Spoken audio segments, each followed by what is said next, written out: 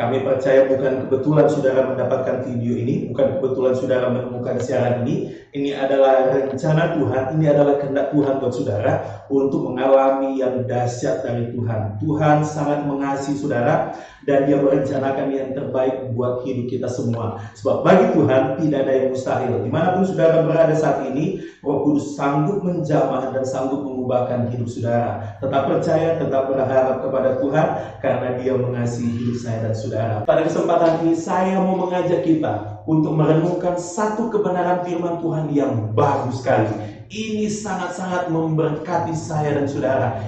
Judul firman Tuhan yang akan saya mau sampaikan kepada saudara, bahwa kita sudah di posisi dekat dengan Tuhan. Sekali lagi, judul firman Tuhan pada saat ini adalah kita sudah di posisi dekat dengan Tuhan.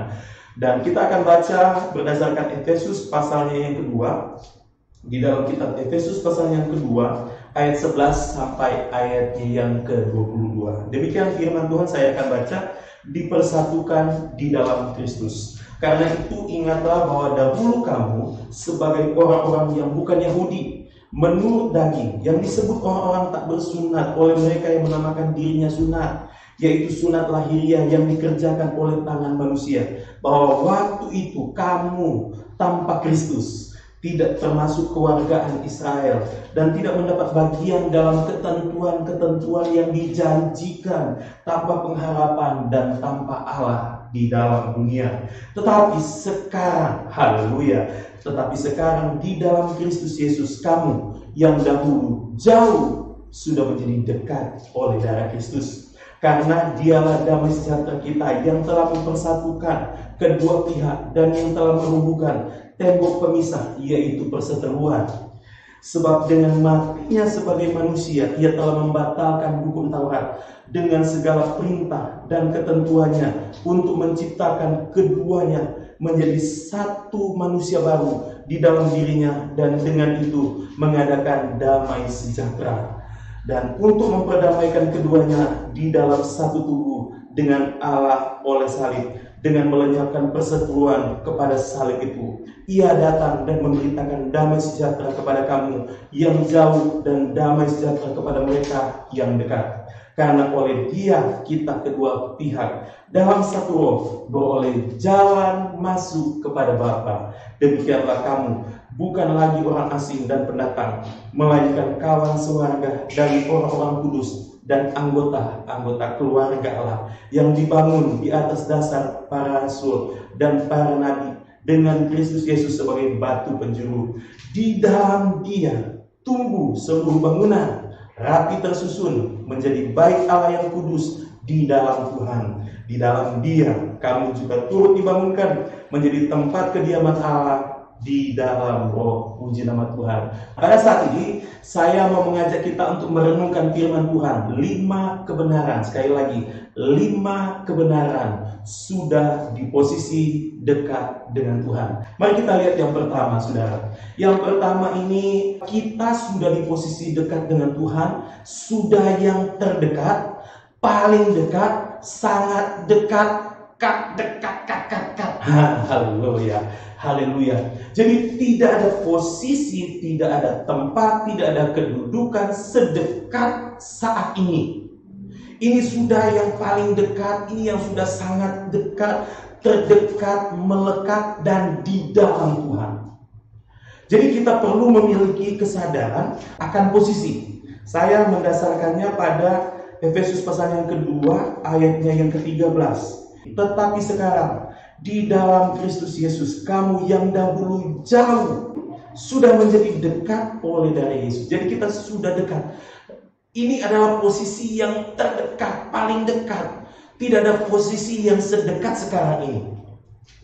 Nah, ini perlu ada kesadaran dalam diri kita. Kadang-kadang kalau kita menyanyi memuji Tuhan, kita berkata, "Ku datang Tuhan." Kita seakan-akan baru mau datang. Itu di masa perjanjian lama, kitab Mazmur menggunakan kata-kata mari masuk gerbangnya, datang kepada Tuhan. Tidak masalah dengan kata-kata seperti itu. Tapi di perjanjian baru Alkitab berkata, kita sudah dibawa ke satu posisi yang namanya posisi dekat, dan kedekatan dengan Tuhan adalah kedekatan yang paling dekat. Tidak ada kedekatan-kedekatan yang mau disebut apalagi. Ini sudah paling dekat, sangat dekat, melekat dan ada di dalam Tuhan. Jadi saudara, kalau kita memiliki kesadaran ini, kita akan penuh dengan ucapan syukur. Kalau kita di posisi jauh, kalau kita ada di posisi jauh, kita mencari, kita berusaha mendapat. Itu sebabnya di perjanjian lama, kata-kata perjanjian lama mengatakan, carilah Tuhan maka kamu akan hidup. Jadi kita perlu mencari supaya hidup. Tetapi di perjanjian baru kita sudah menemukan Yesus. Atau lebih tepatnya kita sudah ditemukan oleh Kristus. Lebih tepat adalah kita sudah ditemukan oleh Kristus. Jadi kita bukan lagi mencari. Tuhan mau kita betul-betul tahu, sadar bahwa kita sekarang sudah ditemukan, sudah dapat. Kita sudah ada di dalam Kristus. Tidak ada lagi hubungan yang paling dekat, posisi atau tempat atau kedudukan yang paling dekat dibanding yang sekarang ini. Ini sudah sangat-sangat dekat, paling dekat, terdekat, saudara. Nah, kalau jauh kita mesti cari, tapi kalau dekat, bayangkan kalau kita sudah ada, kalau pasangan kita, anggaplah saya dengan istri saya sudah ada di dekat, saya nggak perlu cari. Dia ada di samping saya, ngapain saya cari? Anak saya ada di depan saya, ngapain saya cari? Anak saya, dia lihat saya, dia nggak perlu mencari. Jadi di posisi dekat ini yang paling utama adalah kita memiliki hubungan yang akrab, yang karib, hubungan yang mesra, hubungan yang intim. Yohanes 4 ayat 13 dan 14 dikatakan begini, jawab Yesus kepadanya, barang siapa minum air ini, ia akan haus lagi. Tetapi barang siapa minum air yang kuberikan kepadanya, perhatikan kata-kata ayat itu mengatakan, ia tidak akan haus selama-lamanya. Sebaliknya air yang kuberikan kepadanya akan menjadi mata air di dalam dirinya yang terus-menerus memancar sampai kepada hidup yang kekal. Pertanyaannya, kenapa kita haus lagi? Harusnya berdasarkan firman Tuhan bahwa kita tidak akan haus lagi.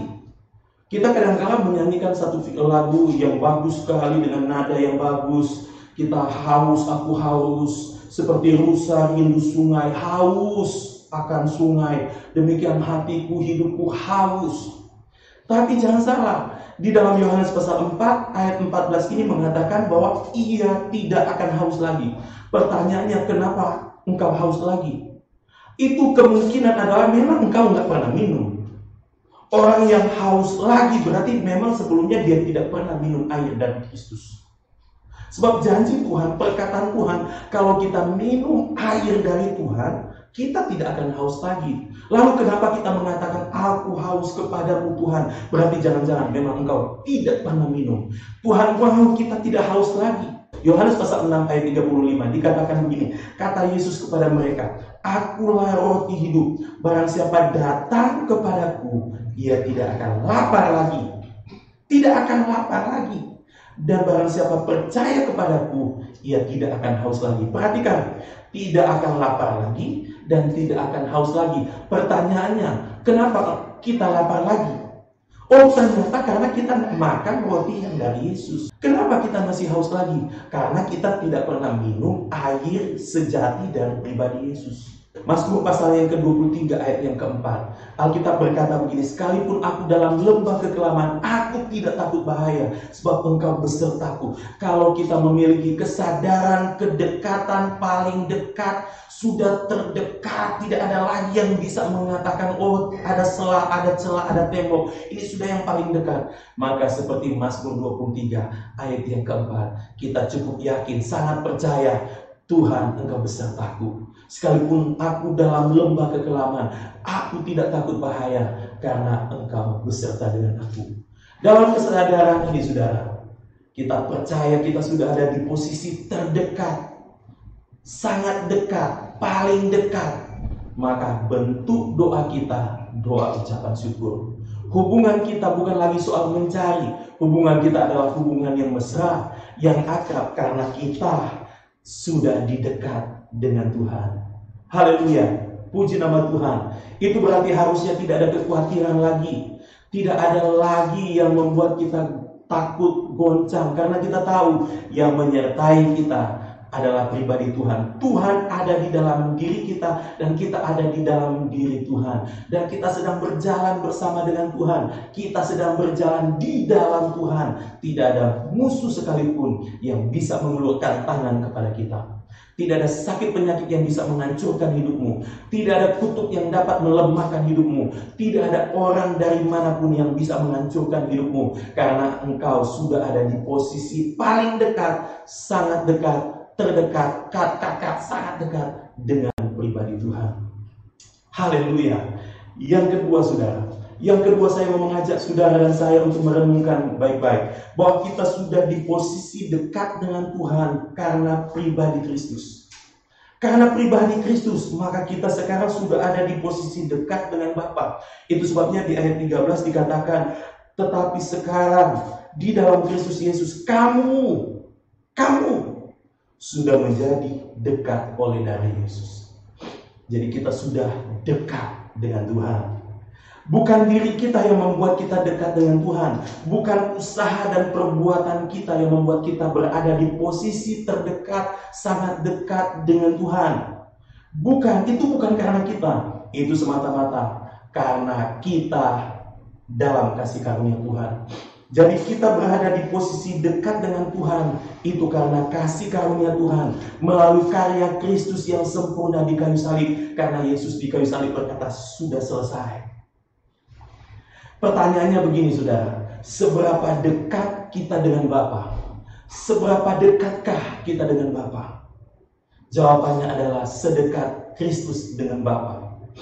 Jadi sedekat Kristus dengan Bapa, begitulah posisi kita, begitulah kedekatan kita dengan Tuhan. Itu kata firman Tuhan. Jadi kita perlu memiliki kesadaran akan pribadi Kristus. Kalau tadi yang pertama kita perlu memiliki kesadaran posisi. Tapi di bagian kedua ini kita perlu memiliki kesadaran pribadi Kristus. Kalau kita tahu bahwa Kristus ada di dalam diri kita dan kita ada di dalam diri Kristus, kita sangat percaya bahwa kita sudah dekat dengan Tuhan, sudah dekat dengan Bapa. Jadi biarlah pribadi Kristus menjadi segalanya bagi kita.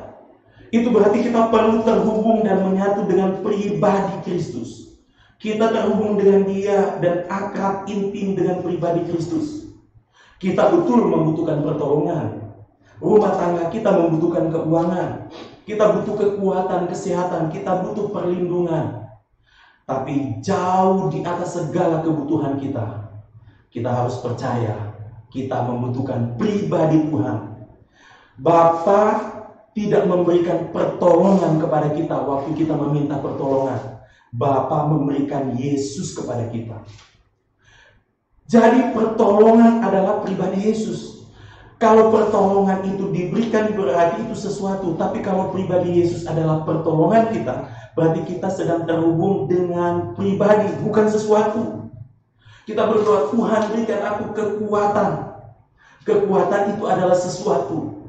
Tapi Bapa di surga memberikan pribadi Kristus. Pribadi Kristus adalah kekuatan kita. Jadi kita bukan terhubung kepada sesuatu, kita terhubung kepada pribadi Kristus. Kesadaran pribadi Kristus harus kuat di dalam diri kita, karena itu bicara posisi sudah dekat dengan Bapa. Jadi termasuk kita perlu menjadikan Yesus segalanya. Kita perlu menjadikan Yesus segalanya dalam hidup kita. Jangan jadikan Yesus hanya nomor satu. Jadikan Yesus Kristus adalah segalanya.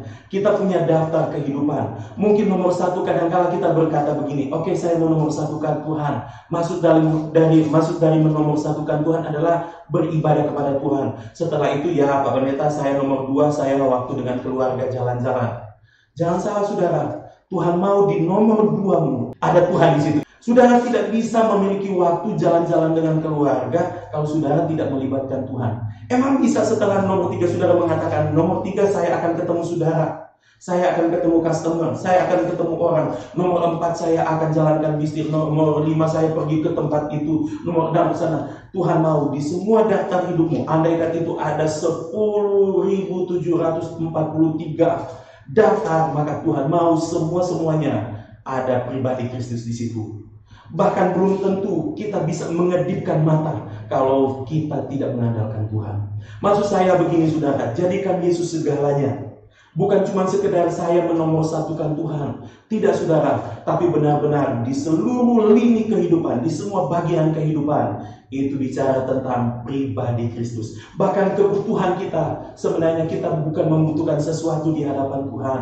Betul kita membutuhkan pertolongan, kekuatan, kesehatan, perlindungan, pemeliharaan Tuhan. Itu semua sesuatu. Tapi Bapa di surga bukan memberikan sesuatu kepada kita. Bapa di surga memberikan pribadi Yesus, supaya kita terhubung kepada Tuhan, bukan karena sesuatu, tapi terhubung karena pribadi Kristus.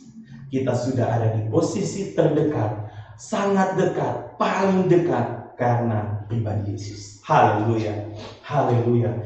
Yang ketiga, kita sudah di posisi dekat dengan Tuhan, sehingga sekarang ini kita menjadi tempat kediaman Roh Kudus. Dalam Efesus pasal yang kedua, ayat 21 sampai 22, dikatakan di situ bahwa saat ini kita sudah menjadi bait Allah yang kudus.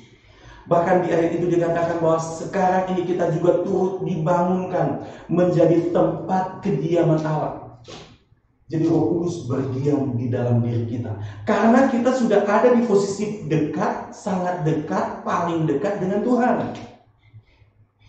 Itu sebabnya di dalam 1 Korintus pasal yang ketiga ayat yang ke-16 dikatakan bahwa kamu adalah baitnya Tuhan. Roh Kudus berdiam di dalam dirimu. Roh Kudus berdiam di dalam kamu. Karena kita sudah ada di posisi paling dekat, sangat dekat, terdekat dengan pribadi Tuhan. 1 Korintus pasal yang ke-6 ayat yang ke-19. Di situ dikatakan, tidak tahukah kamu bahwa tubuhmu adalah bait, bahwa Roh Kudus diam di dalam kamu. Jadi saudara, ada Roh Kudus di dalam hidup kita.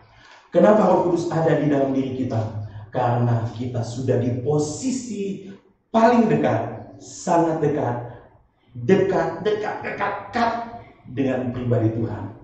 Haleluya, haleluya. Di bagian ini saudara, kita perlu memiliki kesadaran spiritual, kesadaran roh, bahwa Roh Kudus ada dalam diriku. Alkitab berkata dalam 1 Yohanes bahwa roh yang dari Tuhan lebih besar daripada roh yang ada di dalam dunia. Engkau tidak bisa dikalahkan oleh kuasa kegelapan. Engkau tidak bisa dikalahkan oleh apapun, karena ada Roh Kudus, roh yang besar di dalam dirimu. Haleluya, ini dahsyat sekali, luar biasa sekali. Kita tidak terkalahkan karena ada Roh Kudus dalam diri kita. Tuhan berdiam di dalam hidup kita. Puji nama Tuhan. Yang keempat, kita sudah di posisi dekat dengan Tuhan, menikmati segala kemuliaan Kristus.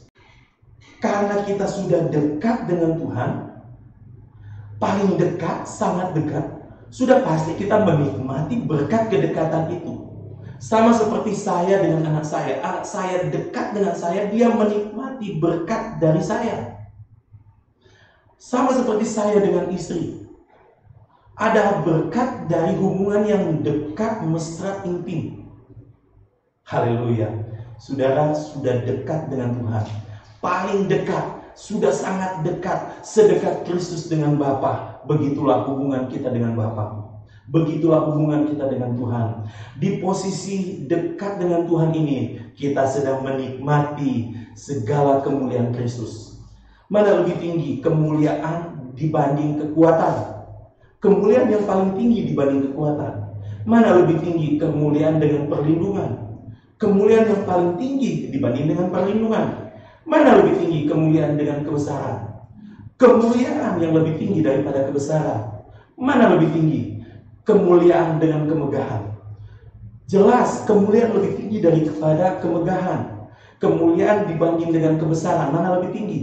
Jelas kemuliaan lebih tinggi dibanding dengan kebesaran. Sebut daftarnya kemuliaan yang paling tinggi. Sedangkan yang paling tinggi saja Tuhan sudah berikan kepada kita, yaitu kemuliaan Kristus. apalagi yang ada di bawah-bawahnya, saudara. Sedangkan untuk mendapatkan kemuliaan Kristus itu cukup dengan iman tanpa syarat. Itu semua karena anugerah Tuhan, apalagi yang di bagian-bagian bawahnya. Saya percaya kuncinya adalah kita tetap percaya kepada Tuhan, dan imanlah yang menggerakkan kita berdoa, iman yang menggerakkan kita percaya, iman yang menggerakkan kita beribadah. Koneksinya adalah iman.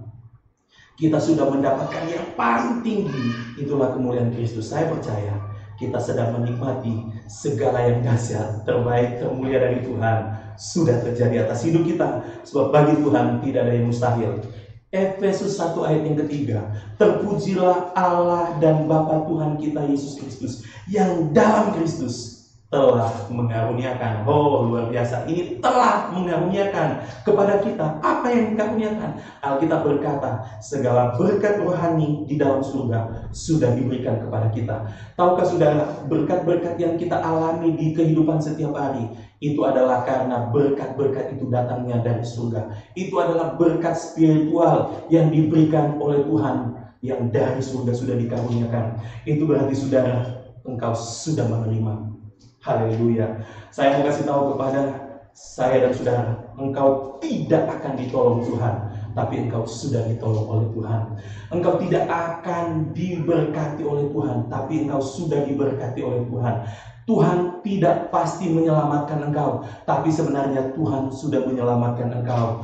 Engkau sudah dikasih oleh Tuhan. Engkau bukan akan dikasih oleh Tuhan. Engkau bukan pasti diberkati oleh Tuhan. Engkau sudah diberkati oleh Tuhan. Hari ini adalah hari Minggu, besok pasti hari Senin, tetapi ini masih hari Minggu. Saudara, Yesus pasti menolong, berarti belum ditolong. Tapi saya mau kasih tahu, Yesus sudah menolong. Waktu di kayu salib Dia berkata, sudah selesai. Itu berarti segala berkat rohani di surga sudah diberikan kepada kita. Itu sebabnya kita harus memperkatakan dengan iman, bagi Tuhan tidak ada yang mustahil. Bagi Tuhan tidak ada yang mustahil. Segala yang dahsyat, terbaik, termulia dari Tuhan sudah terjadi atas hidup kita.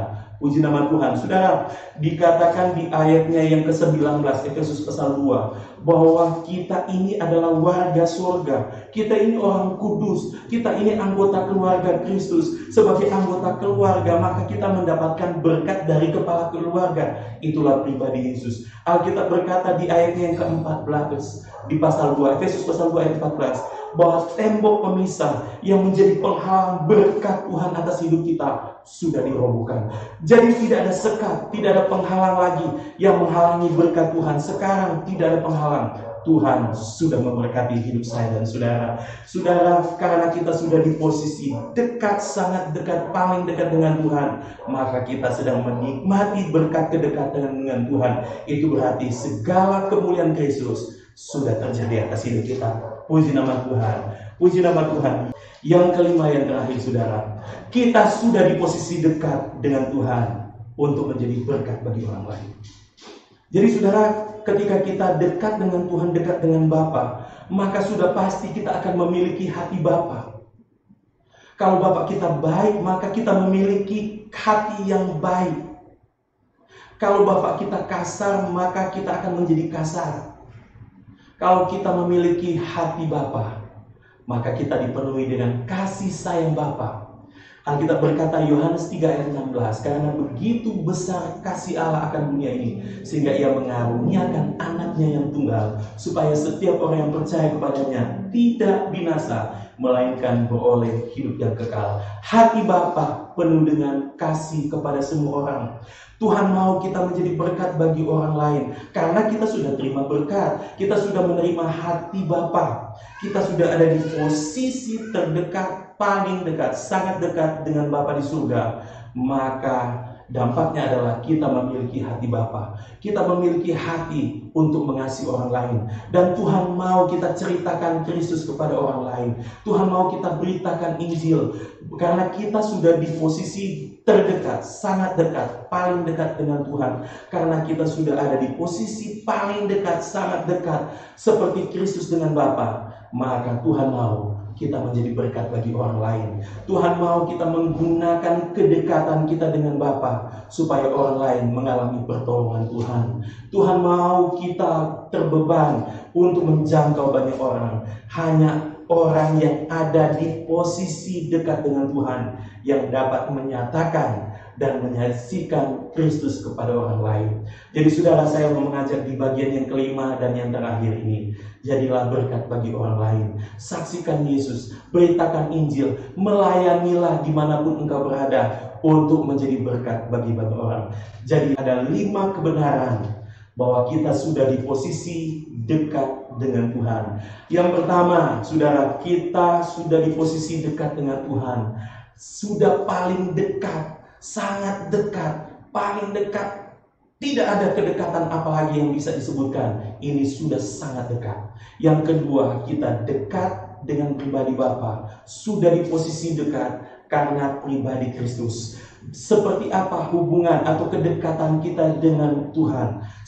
Seberapa dekat hubungan kita dengan Bapa? Sedekat Kristus dengan Bapa. Haleluya.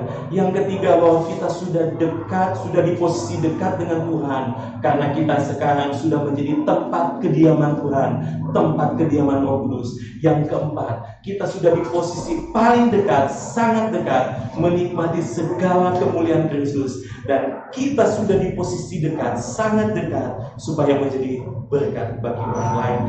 Puji nama Tuhan, saudara. Itulah 5 kebenaran. Itulah 5 kebenaran bahwa kita sudah terdekat dengan Tuhan. Mari kita berdoa. Haleluya. Bapa dalam surga, kami bersyukur kami sudah di posisi terdekat pada saat ini. Kami sudah melekat karena kami sudah ada di dalam Kristus dan Kristus sudah ada di dalam diri kami. Terima kasih ya Tuhan. Kami berdoa bagi kami yang nonton, yang menemukan video ini, biar jamahan Tuhan terjadi atas hidup kami dan menjamah, mengurapi, memulihkan, dan biarlah iman kami bangkit. Kami percaya bahwa Yesus sudah menolong, Yesus sudah memberkati, Yesus sudah mengasihi kami karena kami sudah di posisi dekat dengan Tuhan.